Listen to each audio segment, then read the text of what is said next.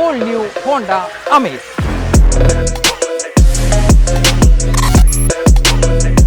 ചില ബിരുദന്മാര് രസകരമായിട്ടിട്ട പേര് ആ എല പ്ലസ് സിറ്റി സീക്വൽ ടു എല സിറ്റി കുറച്ചും കൂടി ലുക്ക് ആയിട്ടുള്ളത് ഇതിന്റെ സെക്കൻഡ് ജനറേഷന്റെ ഫ്രണ്ട് ഫേസ് ആണെന്ന് പറഞ്ഞിട്ടുള്ള കമന്റുകൾ ഉണ്ടായിരുന്നു. അഡാസ് സംവിധാനത്തോടെ ഇന്ത്യയിൽ പുറത്തിറങ്ങുന്ന ഏറ്റവും വില കുറഞ്ഞ വണ്ടിയാണ്.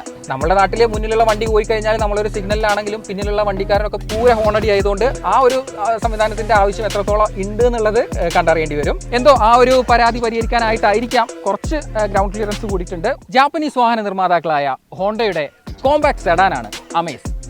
2013 ആദ്യ തലമുറ ഫസ്റ്റ് ജനറേഷൻ അമേസ് പുറത്തിറങ്ങിയത്.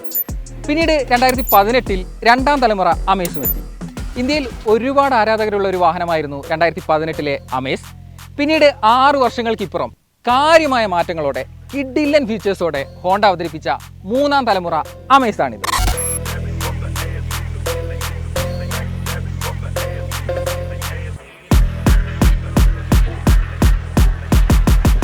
പുതിയ അമേസിന്റെ മീഡിയ ഡ്രൈവിനായിട്ട് നമ്മളിപ്പം ഗോവയിലാണുള്ളത്. എന്തൊക്കെയാണ് ഈ പുതിയ അമേസിൽ ഹോണ്ട വരുത്തിയിട്ടുള്ള മാറ്റങ്ങളെന്നും ഇതിലെ പുതിയ ഫീച്ചേഴ്സ് എന്തൊക്കെയാണെന്നും ഇതിന്റെ ഒരു ഡ്രൈവിംഗ് എക്സ്പീരിയൻസ് എങ്ങനെയുണ്ടെന്നൊക്കെ നമുക്കൊന്ന് എക്സ്പ്ലോർ ചെയ്ത് നോക്കാം.